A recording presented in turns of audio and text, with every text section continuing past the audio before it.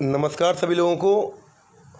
Noun के हम 6 rules कर चुके थे और उसके बाद आज हम बात करने वाले हैं कुछ एक्स्ट्रा रूल्स। जो टारगेट था 10 रूल्स 11 रूल्स जो इम्पोर्टेंट रूल्स हैं वो अब तक पहुँचे।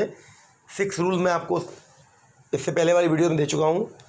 जिन लोगों ने समझा होगा उनके समझ में आया होगा। आज कुछ इम्पोर्टेंट रूल्स हैं जो रिलेट्स हैं अपॉस्ट्रोफी एस से। मीन जो अपॉस्ट्रोफी एस होता है उसके रिगार्डिंग कुछ रूल्स हैं जो आपको जानने चाहिए और बहुत इंपॉर्टेंट रूल हैं जो कि एग्ज़ाम्स के पर्पस से या बोला जाए तो किसी भी क्लासरूम के क्लासेस के बाद जो एग्ज़ाम्स होते हैं उनके पर्पस से बहुत इंपॉर्टेंट है। कॉम्पिटिटिव एग्ज़ाम्स के साथ आपके बोर्ड एग्ज़ाम्स के लिए भी ये बहुत इंपॉर्टेंट रूल्स हैं, क्योंकि कहीं ना कहीं जब मिस्टेक्स, ओमिट और एरर्स आते हैं तब ये रूल्स पूछे जाते हैं। तो विदाउट डिले मैं शुरू कर रहा हूँ। देखिए, ध्यान दीजिएगा क्या लिखा हुआ है अपॉस्ट्रोफी एस का प्रयोग प्लूरल नाउन के साथ नहीं किया जाता।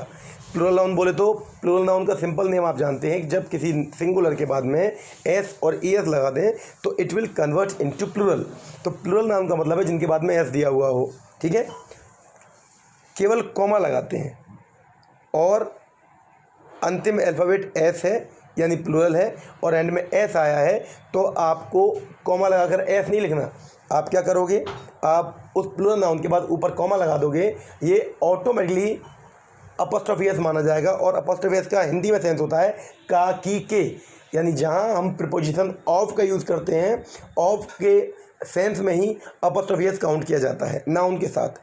जैसे बॉयज़ कॉलेज, यहाँ बोलना चाह रहे हैं हम लड़कों का कॉलेज, तो लड़कों का कॉलेज बॉयज़ एक प्लूरल वर्ड है, तो हमने क्या किया, कॉमे को बॉयज़ के बाद मेंशन कर दिया जो ऊपर है, इसे बोलते हैं अपॉस्ट्रोफी, ठीक है।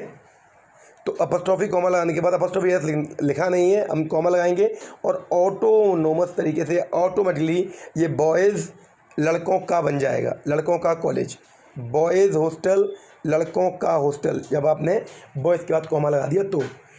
इसी तरीके से गर्ल्स कलर, लड़कियों का कलर, लड़कियां कौन सा रंग पसंद करती हैं तो गर्ल्स कलर, यहाँ पर गर्ल्स के बाद कॉमा लगा दिया। तो यहाँ एक सिंपल नियम आप समझिए, गलती क्या करते हैं, आप गर्ल्स लिखोगे और कॉमा लगा के गर्ल्स कर दोगे, या फिर आप गर्ल लगा के कॉमा करोगे और फिर एस लिखोगे तो गर्ल्स बन जाएगा, वो सिंगुलर फॉर्म में होगा। लड़की का कलर, अगर मैं बोलूँ गर्ल्स कलर, एक सिंगुलर लड़की के बात में बात कर रहा हूँ, किसी पर्टिकुलर लड़की के बारे में बात कर रहा हूँ, तो आप उसे गर्ल के बाद कॉमा लगा कर एस लिखोगे तो वो सिंगुलर है। और जब आप प्लूरल फॉर्म में गर्ल्स लिखोगे उसके बाद कॉमा लगाओगे, यानी गर्ल्स GIRLS लिखने के बाद कॉमा लगाओगे तो ऑटोमेटिकली वो प्लूरल काउंट होगा और लड़कियों का काउंट होगा या लड़कियों की काउंट होगा, ठीक है। 8वां रूल समझिए, यह भी अपॉस्ट्रोफी एस का है, कंपाउंड नाउन के साथ। यानी कंपाउंड नाउन क्या है, मैंने मेंशन किया है, जिस शब्द में एक से अधिक नाउन है, यानी एक वर्ड है जिसमें एक से अधिक नाउन है पर एक ही वर्ड है वो, तो उसे कंपाउंड नाउन कहोगे। तो कंपाउंड नाउन के एंड में, अंतिम वाले में आप क्या लगाओगे, अगर किसी सेंटेंस में कंपाउंड नाउन दिया हुआ है और वहाँ पे आपको अपॉस्ट्रोफी एस यूज़ करना है तो आप उसे कंपाउंड नाउन के लास्ट वाले नाउन के साथ लगा के यूज़ करोगे। For example, father in law son, ससुर जी का बेटा, फादर इन लॉ मीन ससुर जी किसी के। कमांडर इन चीफ ऑर्डर, तो कमांडर इन चीफ के ऑर्डर, तो ध्यान रखिएगा ये फादर इन लॉ एक नाउन है, जिसमें एक नाउन है ये, और इसे कंपाउंड नाउन कहेंगे। और कंपाउंड नाउन में जब हमें अपॉस्ट्रोफी एस लगाना पड़ा, जब हम कंपाउंड नाउन में अपॉस्ट्रोफी एस लगाना चाह रहे हैं तो हमने क्या किया, हमने लॉ के बाद में एस लगा दिया। हम फादर के बाद में एस नहीं लगाएंगे, कहने का सेंस ये है। यहाँ पर भी कमांडर इन चीफ, ER में से कमांडर इन चीफ में हमने चीफ के बाद में एस लगा दिया, हम यहाँ पर कमांडर के बाद में एस नहीं लगाएंगे अपॉस्ट्रोफी एस। कहने का सेंस ये है, कंपाउंड नाउन में हमेशा अपॉस्ट्रोफी एस कंपाउंड नाउन के लास्ट वाले वर्ड के बाद आता है। समझने का प्रयास कीजिएगा। एक अच्छा नियम है, देखिए मैं लिखा है, मैनी का यूज़ काउंटेबल नाउन के लिए और मच का यूज़ अनकाउंटेबल नाउन के लिए करते हैं। यानी जिस नाउन को आप काउंट कर पाओ वहाँ मैनी आएगा, जिस नाउन को आप काउंट न कर पाओ वहाँ मच आएगा, बहुत के अर्थ में या ज़्यादा के अर्थ में। एग्जाम्पल दिया, मैनी बुक्स, बहुत सी किताबें, बुक एक से ज़्यादा है तो मैनी लगा दिया। मैनी प्लेयर्स, एक से ज़्यादा प्लेयर है तो कई प्लेयर हैं, बहुत प्लेयर हैं, और बुक्स और प्लेयर दोनों काउंटेबल हैं, दैट्स वाई आपने मैनी यूज़ किया है।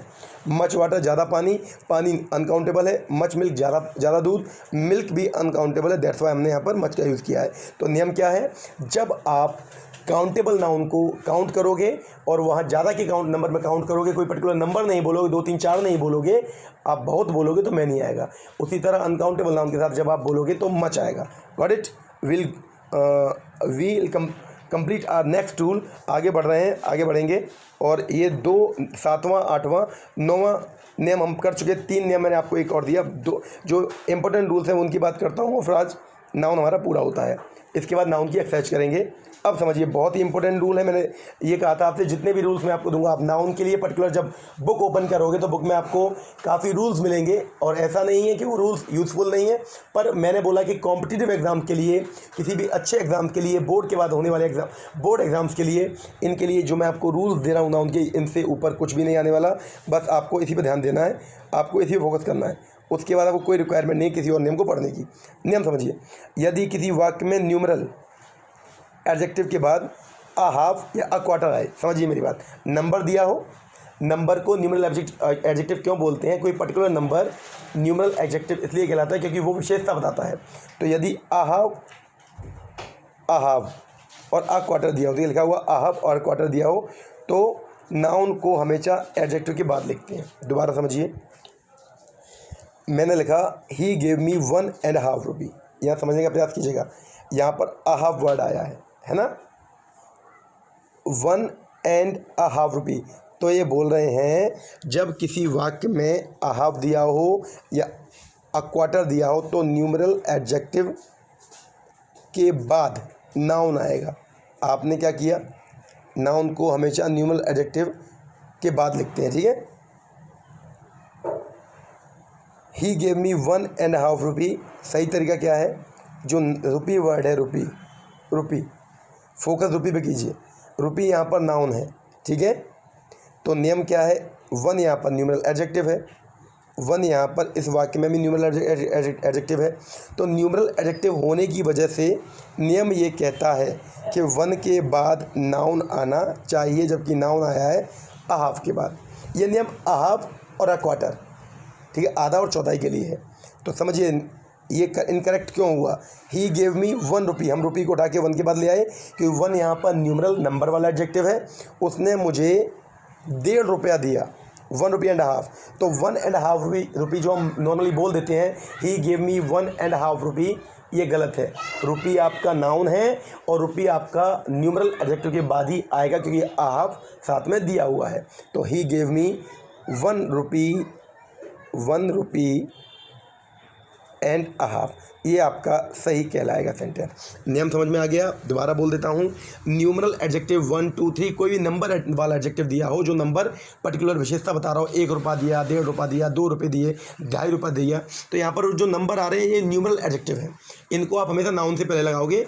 अ हाफ और अ क्वार्टर दिया है तो हमेशा नाउन से पहले लगाओगे, यही बोलना चाह रहा था मैं। Got it. अब देखें, कभी कभी क्या होता है, कुछ नाउन जो सिंगुलर होते हैं हम उनको प्लूरल जब बनाते हैं एस और एस लगा के, तो एस लगाने पर उन सिंगुलर नाउन का प्लूरल जब बनता है तो सेंस बिल्कुल डिफर हो जाता है। तो ध्यान रखना है, हर किसी नाउन का आपको ऐसे ही सिंगुलर से प्लूरल नहीं बना देना कि अर्थ बिल्कुल विपरीत हो जाए। एस और ई एस लगाना एक सिंपल कॉन्सेप्ट है, लेकिन कभी कभी किसी नाउन में जब एस लग जाता है या ई एस तो उसका सेंस सिंगुलर फॉर्म में जो हो रहा होता है उसके बिल्कुल विपरीत होता है।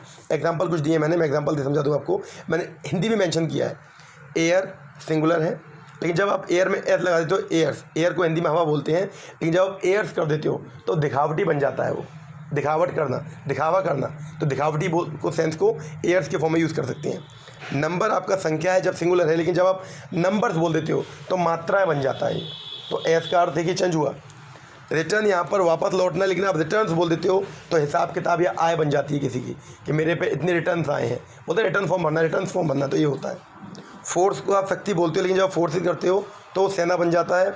वुड को आप लकड़ी बोलोगे सिंगुलर में, लेकिन वुड्स बोलते हो जंगल बन जाता है। अल्फ़ाबेट को आप वर्णमाला बोलते हो, लेकिन अल्फ़ाबेट्स करते हो भाषाएं बन जाता है। सैंड बालू, लेकिन सैंड्स बोलते हो वो रेगिस्तान बन जाता है। पेन तकलीफ, पेन्स प्रयास बन जाता है। आयरन लोहा, आयरन जंजीरें बन जाता है। गुड अच्छा, गुड्स वस्तुएं सामान बन जाता है। और ग्राउंड ज़मीन, और ग्राउंड्स कारण भी बन जाता है। तो मैं कहना क्या चाह रहा हूँ, किसी भी सिंगुलर नाउन को जब आप प्लूरल बनाओगे, एस लगाओगे, तो ध्यान रखना है एस से उसका अर्थ भी चेंज होता है। तो इन नाउन को दिमाग में बिठा लीजिए, इनका सिंगुलर जब प्लूरल बनेगा तो एस लगाने पे उनका अर्थ चेंज हो जाता है। तो आपको विशेष ध्यान रखना है इनको यूज़ करते वक्त। समझ में आ गया। बहुत इंपॉर्टेंट नियम है, बहुत इंपॉर्टेंट रूल्स हैं। तो हमने नाउन में जो आपको दिया, आज हम 10 रूल्स 11 रूल्स कर चुके हैं और आप मैं कल आपको इसकी एक्सरसाइज देने वाला हूँ।